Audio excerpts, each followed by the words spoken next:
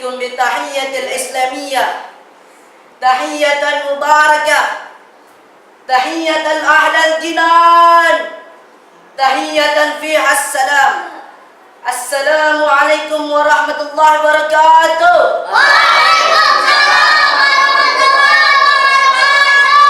Makan cabai sambil baca burdah, kurang ramai kurang indah. Saya salamin salam saya yang kedua, mudah-mudahan salam yang terbaik daripada salam yang pertama. Assalamualaikum warahmatullahi wabarakatuh.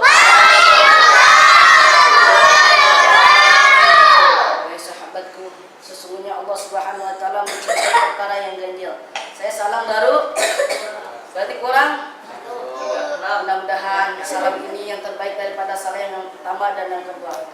Dan yang menjawab salam al-fakir, mudah-mudahan Allah kabulkan hajatnya. Amin. Yang lagi sakit Allah angkat penyakitnya. Amin. Yang lagi galau Allah singkirkan galaunya. Yang lagi belum punya pasangan Allah kasih pasangannya. Amin. Assalamualaikum warahmatullahi ta'ala wabarakatuh.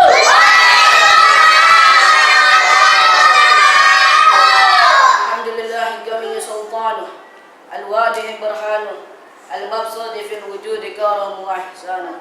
Wassalatu wassalam ala rasulillah sayyidina wa habibina wa safi'ana wa qurratu a'yunina wa maulana Muhammadin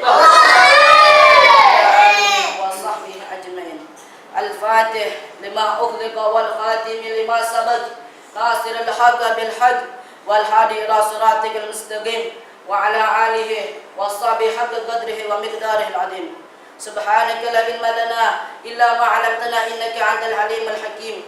Rabbi shrah li sadri wa yassir li amri wa hlul 'uqdatam min lisani yafqahu qawli bisri ya Rasulullah.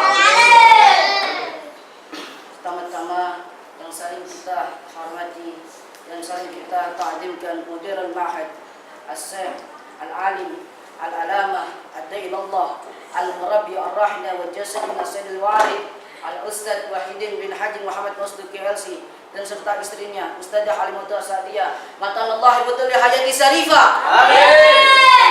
Kepada para asatidz wa asatidah khususan al-mukarram al-mahmud al-ustadz Ramdan Al-Karam Al-Ustadz Kamal matanallah betul hayati syarifah. Amin. Yang sudah meradakan ilmunya, yang sudah mengasihi ilmunya kepada kita semua yang mana kita belum bisa untuk mengamalkannya. Mudah-mudahan ilmu kita bermanfaat di dunia dan di akhirat. Marilah kita doakan beliau, mudah-mudahan dikabulkan hajatnya, disehatkan badannya dan dimudahkan rezekinya oleh Allah Subhanahu wa taala, dan Allah jauhkan beliau dari orang-orang yang zalim dan orang yang berhina.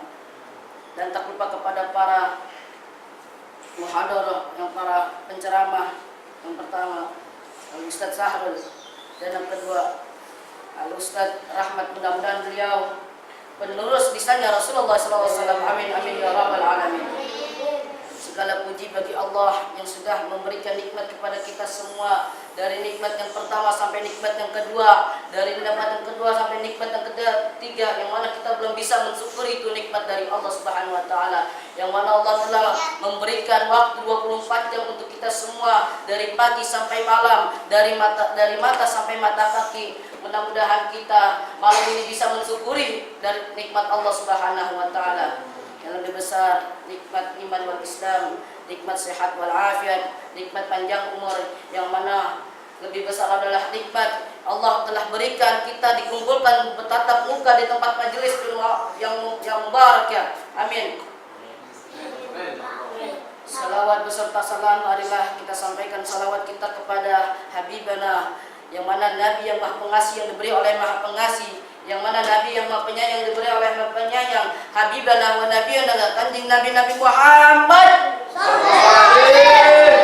dan kepada keluarganya dan para sahabatnya dan pengikutnya dari awal sampai akhir. Mudah-mudahan diberikan syafaat yang yaumil qiyamah. Amin amin ya Allah ya rabbal alamin. Sebelum kita lanjut, marilah kita sampaikan surat Al-Fatihah untuk guru besar kita Al-Habib Hasan bin Ahmad Baharun. Mudah-mudahan kita mendapatkan ilmu-ilmunya dari beliau yang barakah. Amin amin ya Allah ya rabbal alamin. Ala hadiniya wa ala kulli rasulillah wa ala waslahuna salihin wa ila hadrat Nabi Muhammad sallallahu alaihi wasallam. Fatihah.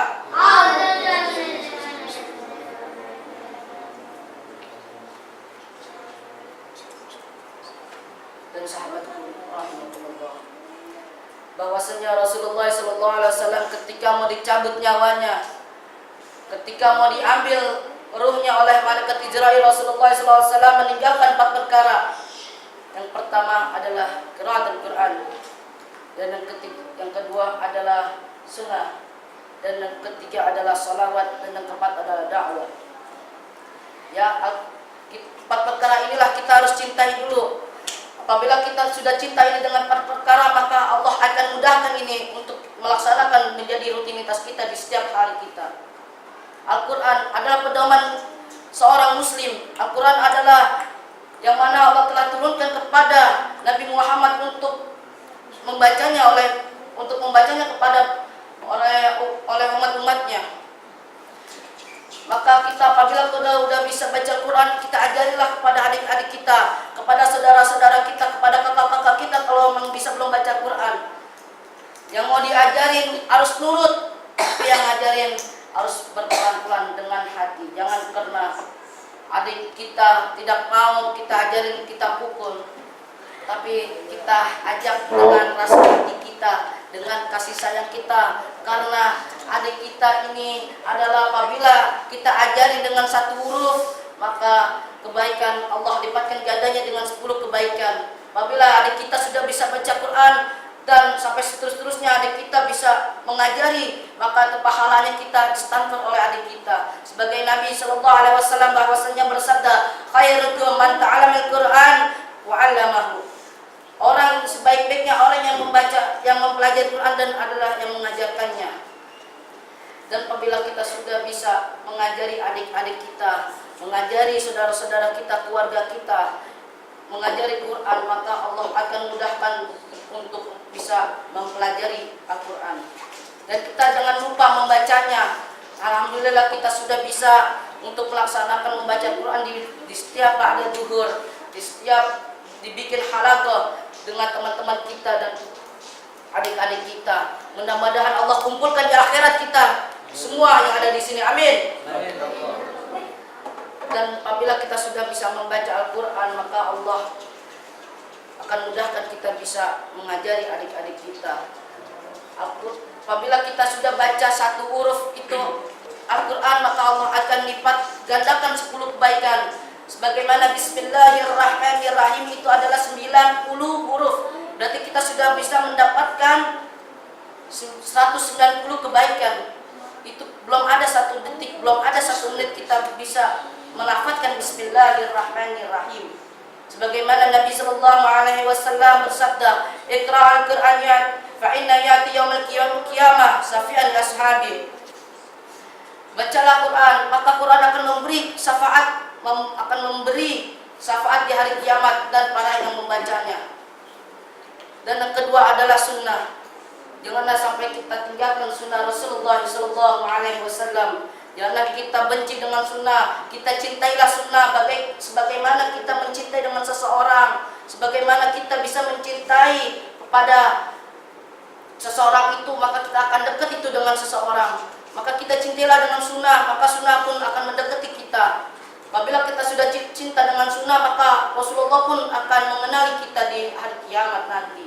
Sebagaimana Nabi Sallallahu Alaihi Wasallam bersabda, "Man ahabba bi sunnati faqad ahabbani, wa man ahabbani kana ma'il fil jannah." Barang siapa yang mencintai sunnahku, maka hal itu akan mencintai diriku, kata Nabi.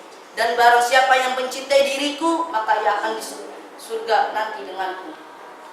Kita sudah enak, kita kalau cinta dengan Rasulullah, kita sudah cinta dengan sunnah Nabi, maka kita bersama di surga sebagaikan jari telunjuk dan jari tengah. Itu bagaikan kita dengan Nabi. Sudah enak kita kalau mencinta di hati kita. Dan yang ketiga adalah sholawat. Janganlah kita tinggalkan sholawat kita kepada junjungan Nabi kita Muhammad sallallahu alaihi. Allah Subhanahu wa taala aja berselawat atas Nabi Muhammad sallallahu alaihi wasallam. Tuhan kita berselawat, kita siapa? Kita menjadi hamba-hambanya. Dan Allah Subhanahu wa taala ada Tuhan kita. Allah Subhanahu wa taala berselawat sebagaimana di surat Al-Ahzab ayat 56. A'udzu billahi minasyaitonir rajim. Bismillahirrahmanirrahim. Innallaha wa malaikatahu yusholluna 'alan nabi. Ya ayyuhalladzina amanu shallu 'alaihi wa sallimu tasliman. Innallaha wa malaikah, sesungguhnya Allah Subhanahu wa taala sedang berselawat. Allah Subhanahu wa taala dan para malaikatnya yusallu, itu adalah fi'il mudhari yang mana artinya sedang yusalluna Nabi sallallahu alaihi wasallam, yusalluna ala nabi, kepada Nabi Muhammad sallallahu alaihi wasallam. Berarti Allah Subhanahu wa taala dan para malaikatnya sedang berselawat. Berarti sekarang berselawat dong? Bukan, tapi Allah Subhanahu wa taala berselawat itu berbeda dengan kita dan para malaikat. Tetapi ya ayyuhalladzina amanu sallu alaihi wasallam tasliman, wahai orang-orang yang beriman, kasihlah salam, ucapkanlah salam kepada beliau. Dan apabila kita sudah mencintai itu dengan 3 perkara, dan maka kita akan mendapatkan syafaatnya Rasulullah SAW di yaumil qiyamah. Amin. Dan yang keempat adalah dakwah. Dakwah ini adalah terbagi menjadi 2, dakwah bil lisan dan dakwah bil hal.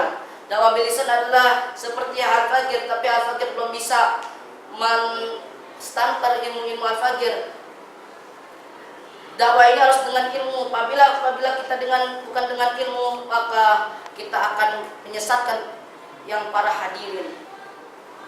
Dakwah ini susah dengan bilisan, dakwah ini susah apabila kita berbicara dengan bertar-bertar, tapi yang para hadirinnya ada yang tidur, ada yang nongkrong. Itu percuma kita berbicara begini-begini pun tapi tidak dilaksanakan. Tapi apabila dakwah bil hal, kebanyakan orang menirunya dengan dakwah bil hal, dakwah perbuatan kita, akhlak kita, berpakaian kita, sehari-hari kita, seperti imamah.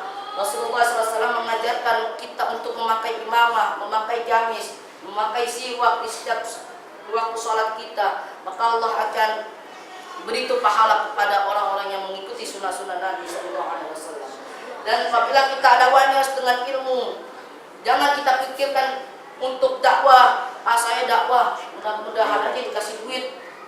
Jangan kita seperti itu di hati kita. Kita niatkan dakwah kita kepada seorang dan kepada keluarga kita, saudara kita, dengan untuk melanjutkan atau meneruskan lisannya Rasulullah SAW. Apabila kita dakwah dengan untuk mengharapkan sesuatu, maka kita tidak akan itu diterima dengan para hadirin. Sebagaimana cerita Imam Syafi'i radhiyallahu anhu. Imam Syafi'i lagi lewat, kemudian bertemu dengan seorang pemuda. Wahai Imam, apa yang kau cari? Pilihlah salah satu ini dari antara 3 perkara, harta, dunia, atau ilmu. Kemudian Imam Syafi'i radhiyallahu anhu berkata, apabila aku dengan dunia, maka ilmu pun tidak ikut kepadaku. Terus seorang pemuda bertanya, wahai Imam, kau terus memilih apa? Apabila aku memilih harta, maka aku akan hancur di dunia ini. Harta akan ditanyakan oleh Allah Subhanahu wa taala, buat apa hartamu di dunia? Buat apa hartamu di dunia? Apakah hartamu untuk buat bermain-mainan? Apakah hartamu untuk buat bersedekah? Apakah hartamu untuk buat mengasihi? Dipertanyakan Allah Subhanahu wa taala. Kemudian seorang pemuda bertanya lagi, wahai Imam, terus kau memilih apa? Kemudian Imam Syafi'i radhiyallahu anhu memilih ilmu. Kemudian seorang pemuda bertanya lagi, wahai Imam, buat apa ilmu? Ilmu tidak ada gunanya. Buat apa ilmu? Ilmu tidak akan memasuki ke hati orang. Kata Imam Syafi'i radhiyallahu anhu telah berkata, aku memilih ilmu, dunia pun akan ikut. Aku memilih ilmu, harta pun akan ikut kepadaku. Kemudian Imam Syafi'i mensyairkan, man arada fid dunya fa'alaina bil ilm, wa man arada fil akhirah fa'alaina bil ilm, wa man arada huma fa'alaina bil ilm. Wa man arada, barang siapa yang ingin dunia, dia harus dengan ilmu. Dan barang siapa ingin akhirat, dia harus dengan ilmu. Dan barang siapa yang ingin dua-duanya, dunia dan di akhirat, dia harus dengan ilmu. Apabila kita dengan memilih dunia, memilih sudah dunia, maka ilmu pun tidak ikut. Apabila kita pilih ilmu, semua pun akan ikut kepada kita. Dunia, harta, semua yang Allah telah ciptakan, maka ilmu pun akan ikut. Saya berkata, idza turid tuhibbu mar'ah ib'ad wa idza turid tuhibbu 'ala nabi sallallahu alaihi wasallam bil ijtihad. Apabila kamu ingin cinta pada seseorang, maka seorang perempuan, maka carilah. Dan tetapi kau ingin cinta dengan Nabi sallallahu alaihi wasallam dengan ijtihad. Maksud ijtihad ini dengan ilmu, dengan bersalawat, dengan membaca Al-Quran, dengan sunnah.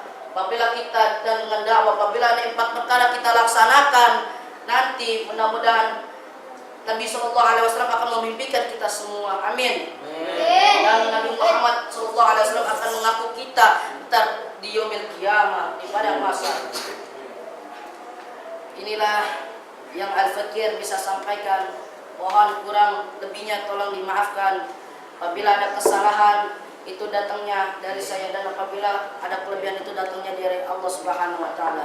Akhirul kalam, wabil taufiq wal hidayah. Wassalamualaikum warahmatullahi wabarakatuh.